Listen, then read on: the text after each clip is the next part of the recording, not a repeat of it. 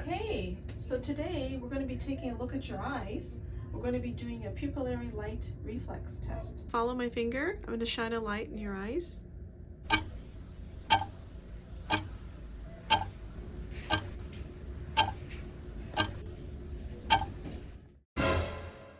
Hey Doc, you hungry?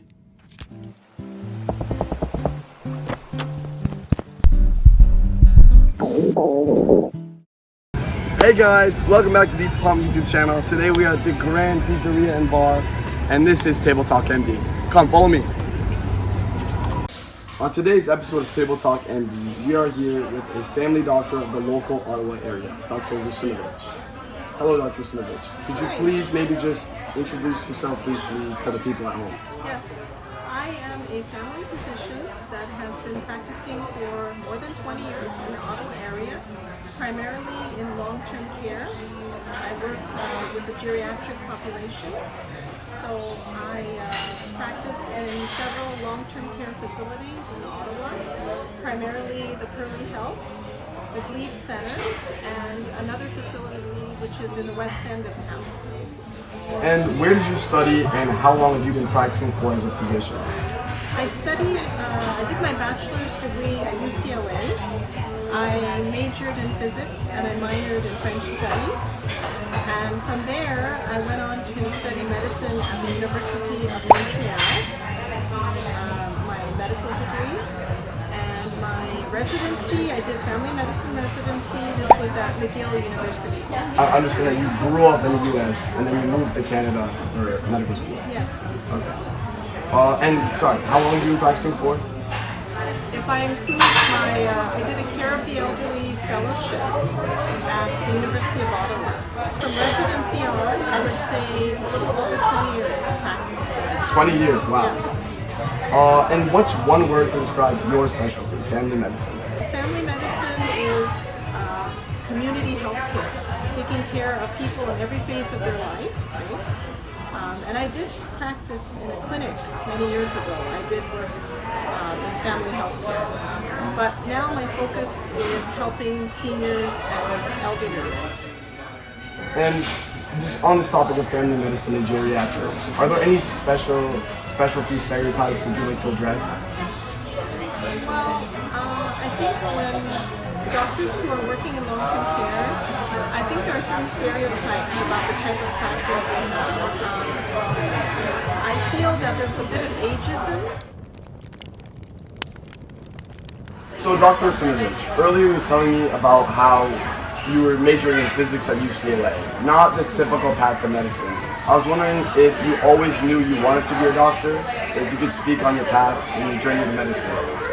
Honestly, I wasn't always sure that I wanted to be a doctor. It was always in the back of my mind, but I was actually more of a science-oriented person, and I initially majored in physics, so I thought I was going to be working in astrophysics, which was something very interesting to me.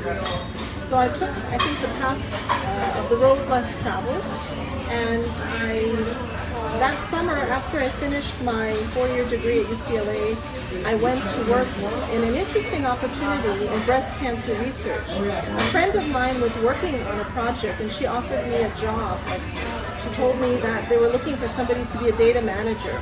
So all summer long, I was helping them with working on Excel spreadsheets and taking tissue samples from paraffin blood. So working with them and entering data for this breast cancer research project at the Norris Comprehensive Cancer Institute at USC.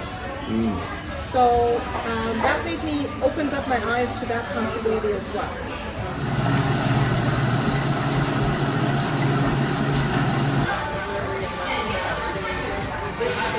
What's an experience that made you fall in love with medicine? I had a good experience with a healthcare provider. I was having some eye issues, trouble seeing. I was really worried. I was 14 years old, and my parents brought me to see the ophthalmologist, which is an eye doctor. And he diagnosed me with tumors in the vitreous, and he told me that my vision was okay. He reassured me, made me feel that everything was going to be okay. So he was able to explain things to me. So it's like what I'm getting at is that you wanted to make others feel safe, welcome, comfortable in their treatment. Yeah. And to be able to help them, right? And to make something which can be medically confusing, complex, and explain it to them in layman's terms, right? Simple.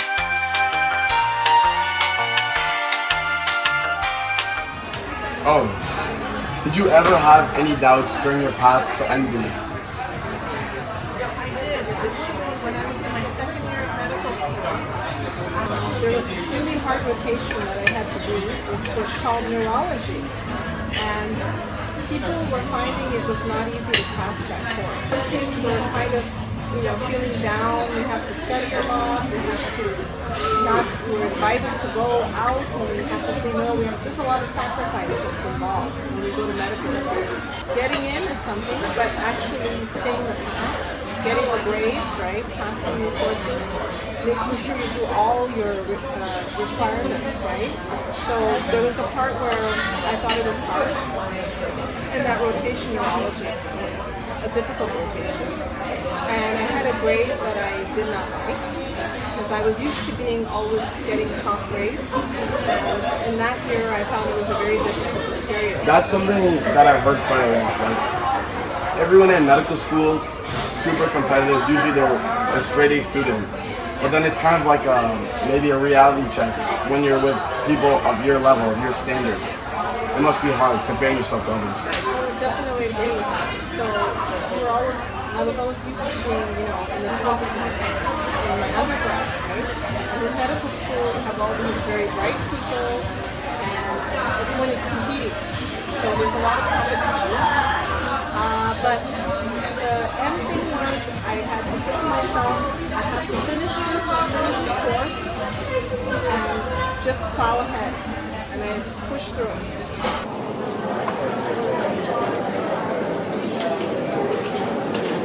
In the future, in the near future, do you think AI will play a role in healthcare? I think it possibly will. Obviously, we're helping with diagnostics, right?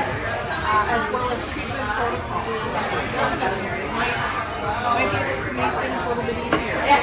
Could you ever see maybe a robot doctor in the future? Or no? I think the problem is that may backfire, because medicine, they could probably come up with some algorithms of like treatment, diagnosis, but the problem is the human component and also the ability to have that judgment, and when they're making their history or asking questions, it's not always straightforward. You always have to think of other possibilities, like differential diagnosis. I think it would be hard to replace human with a robot doctor. For sure. Human compassion, right? Empathy.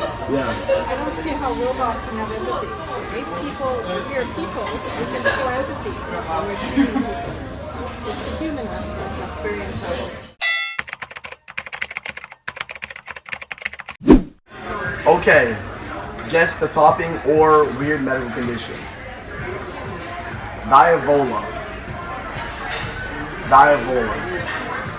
It's probably a topping. It sounds Italian. So locking it in, do you think it's a medical condition or a pizza topping? It's certainly a medical condition I've heard of. You are correct. Next item, Rugata. That is a medical condition. What is it? It's when you have an arrhythmia. That is correct. Rubella. Of course, that's a medical condition. Yes, it's a viral virus, often in childhood. Correct. Pica. Pica is also a medical condition. When you eat unusual substances, like you make a plague. Yeah, that is correct. As an eating disorder characterized by the consumption or craving of non-food items. 100% correct.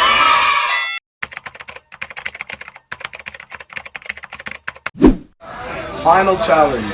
Create your ideal doctor using a pizza sauce.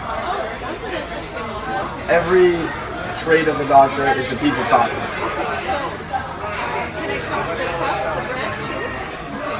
So the base of it, the crust of the bread, competency. The doctor needs to be competent. Okay?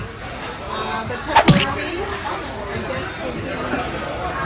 The doctor has to have integrity.